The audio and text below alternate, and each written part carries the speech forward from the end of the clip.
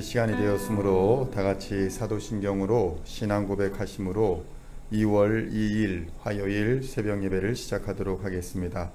다 함께 사도신경으로 신앙 고백 드리시겠습니다. 전능하사 천지를 만드신 하나님 아버지를 내가 믿사오며 그 외아들 우리 주 예수 그리스도를 믿사오니 이는 성령으로 잉태하사 동정녀 마리아에게 나시고 본디오 빌라도에게 고난을 받으사 십자가에 못 박혀 죽으시고 장사한 지 사흘 만에 죽은 자 가운데서 다시 살아나시며 하늘에 오르사 전능하신 하나님 우편에 앉아 계시다가 저리로서 산 자와 죽은 자를 심판하러 오시리라. 성령을 믿사오며 거룩한 공회와 성도가 서로 교통하는 것과 죄를 사하여 주시는 것과 몸이 다시 사는 것과 영원히 사는 것을 믿사옵나이다. 아멘. 오늘 우리에게 주시는 하나님의 말씀은 잠언 6장 1절로 5절까지의 말씀입니다. 구약성경 잠언 6장 1절로 5절까지의 말씀입니다. 제가 가지고 있는 성경은 구약성경 916면에 있습니다. 함께 한 목소리로 봉독하도록 하겠습니다. 내 아들아, 내가 만일 이웃을 위하여 담보하며 타인을 위하여 보증하였으면 내 입의 말로 내가 얽혔으며 내 입의 말로 인하여 잡히게 되었느니라. 내 아들아, 내가 내 이웃의 손에 빠졌은즉 이같이 하라. 너는 곧 가서 겸손히 내 이웃에게 간구하여 스스로 구원하되 내 눈을 잠들게 하지 말며 눈꺼풀을 감기게 하지 말고 노루가 사냥꾼의 손에서 벗어나는 것 같이 새가 그물 치는 자의 손에서 벗어나는 것 같이 스스로 구원하라. 아멘. 성도 여러분, 오늘은 잠언의 14번째 시간입니다. 과거 한국 사회에서 보증이 심각한 문제가 되었던 적이 있습니다. 이 중에 연대보증이라는 제도가 있는데 이는 단순 보증보다 보증인의 책임이 훨씬 막중합니다. 예를 들어 만약 어떤 친구가 사업을 하기 위해 사업 자금을 빌리는 과정에서 연대보증을 서달라는 부탁을 받고 별 문제는 없을 거라는 생각에 연대보증을 서주었다고 생각해 보십시오. 그런데 어느 순간 그 친구에게 돈을 빌려준 사람이 그 친구가 아니라 연대보증을 선 나에게 찾아와 돈을 갚으라고 한다면 어떻게 해야 하는 것일까요? 연대보증이라 하는 것은 보증을 서는 사람이 빚을 지는 주 채무자와 함께 연대해서 채무를 갚겠다라고 보증하는 것을 말합니다. 따라서 단순 보증과 달리 돈을 빌려준 사람이 돈을 빌려간 그 친구가 아니라 연대 보증을 선 나에게 돈을 갚으라고 먼저 청구를 하여도 꼼짝없이 갚아야 하는 것이 바로 연대 보증인 것입니다. 과거에 이러한 연대 보증의 폐해로 많은 가정이 돈을 빌리지 않았음에도 보증 문제로 가산을 탕진하고 길거리로 내몰리는 경우가 많았던 것입니다. 오늘 성경은 지혜로운 자는 단지 친분과 세상의 체면에 의존해 일을 처리하는 것이 아니라 그 사람의 신실함을 먼저 볼 수 있어야 한다는 것을 지적하고 있습니다. 친분과 세상의 체면에 연연하다 보면 정작 그가 얼마나 신실한 사람인지를 알아보지 못하고 그를 다른 이에게 보증하여 줌으로써 자신도 망하는 길로 들어설 수 있음을 경고하고 있는 것입니다.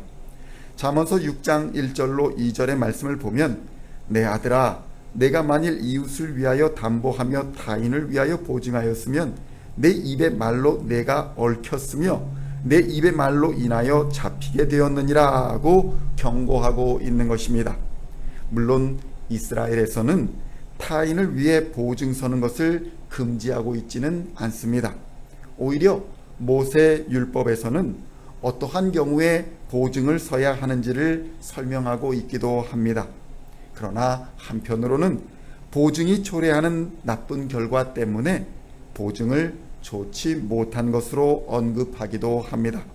이렇게 성경이 보증에 대하여 유연한 입장을 취하는 이유는 보증 자체를 금하는 것이 아니라 보증이 그 사람의 지혜로움과 신실함의 신중함의 결과이기 때문에 그렇습니다. 결국 보증으로 인해 체면을 유지하는 것도, 또 보증으로 인해 패가 망신하는 것도 결국 본인 스스로의 결정에 의한 것이기에 신중하고 또 신중해야 한다고 말씀하고 있는 것입니다. 히브리법의 보증은 마치 악명 높은 연대보증의 의미와 비슷해서 채무 기간 내에 빚을 갚지 못하면 보증인은 채무자 대신 재산을 압류당하고 모든 것을 빼앗긴 후에 결국 파산하게 됩니다. 잠언 6장 3절로 5절의 말씀입니다. 내 아들아, 내가 내 이웃의 손에 빠졌은즉 이같이 하라. 너는 곧 가서 겸손히 내 이웃에게 간구하여 스스로 구원하되 내 눈을 잠들게 하지 말며 눈꺼풀을 감기게 하지 말고 노루가 사냥꾼의 손에서 벗어나는 것 같이 새가 그물 치는 자의 손에서 벗어나는 것 같이 스스로 구원하라. 성도 여러분, 성경은 보증을 잘못 써면 안타깝게도 스스로 책임지고 해결하는 것 외에 방법이 없음을 우리에게 알려줍니다. 성경은 스스로 구원하라고 어찌 보면 매몰차게 충고를 주고 있는 것입니다. 결국 지혜 없음의 대가는 잠도 자지 못하고 밤낮으로 일에 갚아야 채무에서 벗어나는 수밖에 없다고 경고하고 있는 것입니다.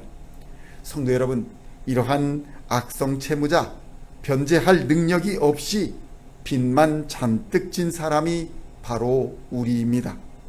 이러한 우리를 위해 친히 보증이 되어 주신 분이 바로 예수 그리스도이십니다. 그리고 결국 그분은 우리가 받아야 할 세상의 비난과 모욕을 다 받으시고 십자가에서 우리의 빚을 다 갚아 주신 것입니다. 우리는 그분이 흘린 십자가의 피로 죄와 사망의 엄청난 빚더미에서 자유를 얻게 된 것입니다. 갈라디아서 1장 4절의 말씀입니다. 그리스도께서 하나님 곧 우리 아버지의 뜻을 따라 이 악한 세대에서 우리를 건지시려고 우리 죄를 대속하기 위하여 자기 몸을 주셨다라고 증언합니다. 그래서 사도 바울은 로마서 8장 1절과 2절에서 그러므로 이제 그리스도 예수 안에 있는 자에게는 결코 정죄함이 없나니 이는 그리스도 예수 안에 있는 생명의 성령의 법이 죄와 사망의 법에서 너를 해방하였음이라 라고 당당히 선포할 수 있었던 것입니다. 바로 예수님이 파산하여 죽게 된 우리의 보증이 되어 주셨다는 것입니다. 히브리서 7장 22절에 이렇게 증언합니다. 이와 같이 예수는 더 좋은 언약의 보증이 되셨느니라. 아멘. 성도 여러분, 이 땅을 살아가는 어느 누구도 진정한 의미의 보증이 될 수는 없습니다. 수많은 종교의 창시자나 지식인들, 뛰어난 재능을 가진 어느 누구라도 죄와 사망의 권세를 갚아주는 보증이 될 수 없다는 것입니다. 오직 하나님의 아들 예수 그리스도만이 가능한 것입니다. 오늘도 여러분이 어려움 가운데에 있다면 여러분의 보증이 되시는 예수님만을 바라보시고 나아가시기를 축원드립니다. 예수님은 여러분의 어떠한 짐도 다 져주시고 또한 이길 수 있는 새 힘을 부어주실 것입니다. 오늘도 살아 역사하시는 말씀 속에서 하나님을 발견하시고 우리의 보증이 되어주시는 예수 그리스도의 십자가 능력을 의지하심으로써 세상을 넉넉히 이기며 살아가는 저와 여러분 모두가 되시기를 우리 주 예수님의 이름으로 간절히 축원드립니다. 기도하시겠습니다. 살아계시고 역사의 주관자가 되시며 우리의 보증이 되신 하나님 아버지, 감사와 찬양을 올려드립니다. 지치고 상하여 쓰러진 자들에게 다시 일어설 힘을 주시옵소서.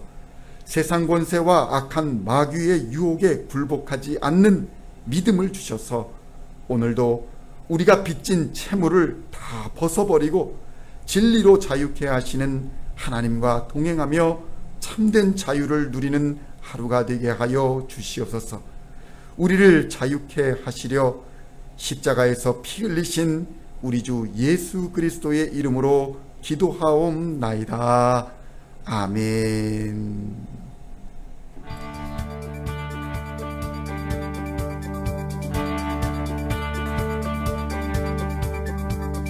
Singing songs of thy praise, we are coming to you.